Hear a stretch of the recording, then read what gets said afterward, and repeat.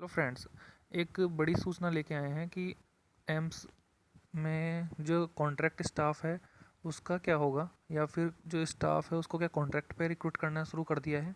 और इसके अलावा जो 80-20 है उसका क्या उनका आगे का प्लान है, वो सब हम यहाँ पे डिस्कस करेंगे। उन्होंने एक लेटर जारी करके कहा है, क्योंकि काफ़ी दिनों से एक ये चल रहा था कि एम्स अब परमानेंट स्टाफ की जगह कॉन्ट्रैक्ट स्टाफ लेना चालू कर दिया है, जैसा कोविड में हुआ था। और 80-20 को का फ्यूचर क्या है, क्या एम्स इसको लागू रखेगा या इसको हटाने का उसका प्लान है। तो वो सब चीज़ें हैं, क्योंकि आपको पता है कि 80-20 के लिए भी स्ट्राइक हुई थी और कॉन्ट्रैक्ट स्टाफ के लिए भी जो एम्स नर्सेज यूनियन है वहाँ के स्टाफ ने ये किया था। तो इसके बारे में हम देखते हैं। तो ये कंप्लेंट लेटर था और उसका इन्होंने जवाब दिया है एम्स ने। तो आप देख सकते हैं ये आपकी स्क्रीन पे, अखिल भारतीय आयुर्विज्ञान संस्थान भर्ती प्रकोष्ठ जो रिक्रूटमेंट सेल होता है वहाँ से ये आंसर आया है। तो आप देख लीजिए, अंसारी नगर नई दिल्ली का है और ये लगभग 1 महीना पुराना लेटर है, जो मैं ऑब्वियसली कुछ पर्सनल रीजंस की वजह से इसको अपडेट नहीं कर पाया था। तो देखिए ये ग्रीवेंस नंबर ये था जिसके संदर्भ में इन्होंने रिप्लाई किया है। तो इन्होंने लिखा है आपके पत्र संख्या ये प्रकाशित दिनांक 2/6/2021 मीन्स 2 जून को इन्होंने ये सूचित किया है कि एम्स हर साल स्थायी आधार पर स्थायी नर्सों की भर्ती करता है। ठीक है, ये एक चीज़ क्लियर कर रहा है एम्स कि हर साल स्थायी आधार पर ही स्थायी नर्सों की भर्ती करता है। लेकिन जो कोविड की सेकेंड वेव थी उसके दौरान नर्सों की आवश्यकता में अचानक वृद्धि हुई। हमने तब नर्सों को भर्ती करने के लिए योजना बनाई थी, जिन्होंने नॉर्सेट परीक्षा की उत्तीर्ण की थी। लेकिन अधिक नर्सों की मांग पूरी करने के लिए और रिक्त पदों के अंतर को कम करने के लिए संविदा के आधार पर नर्सों की भर्ती करने की व्यवस्था नहीं बनाई थी। मीन्स ये बोल रहे हैं कि नॉर्सेट एग्ज़ाम हो गया था, ठीक है, और उन्होंने सोचा कि इसी से ही हम स्टाफ रिक्रूट हो जाएगा। लेकिन क्या हुआ, अनफॉर्चुनेटली एम्स की तरफ से बोला जा रहा है कि 80-20 के चक्कर में वहाँ पर स्टाफ को रिक्रूट करना डिले हो गया। इस वजह से उन्होंने मतलब कॉन्ट्रैक्ट पे स्टाफ इन्होंने लेना पड़ा।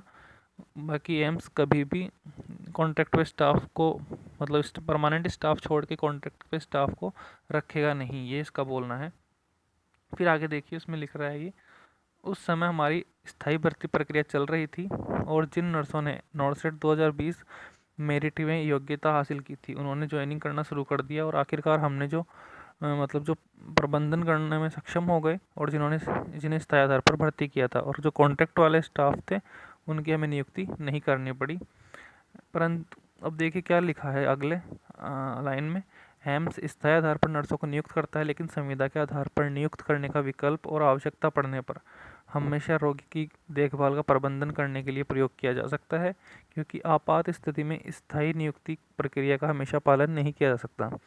तो फ्रेंड्स एक चीज़ बता दूँ, इसने बोला है कि नॉर्सेट एग्ज़ाम की जो ज्वाइनिंग चालू करना शुरू कर दिया था उन्होंने ज्वाइन किया लगभग अप्रैल में, और यहाँ पर रिक्रूटमेंट जो हो गया था कॉन्ट्रैक्ट वालों का वो अक्टूबर में ही कर लिया था, क्योंकि एम्स को पता था कि ये डिले हो सकता है। तो उन्होंने साफ क्लियर लिखा था उस टाइम कि हमें कॉन्ट्रैक्ट पे स्टाफ चाहिए प्योरली, जो हम जैसे ही फर्स्ट वेव ख़त्म होगी हम टर्मिनेट कर देंगे। तो बहुत से लोगों के साथ ऐसा हुआ भी है जो नए नए ज्वाइन किए थे उस टाइम।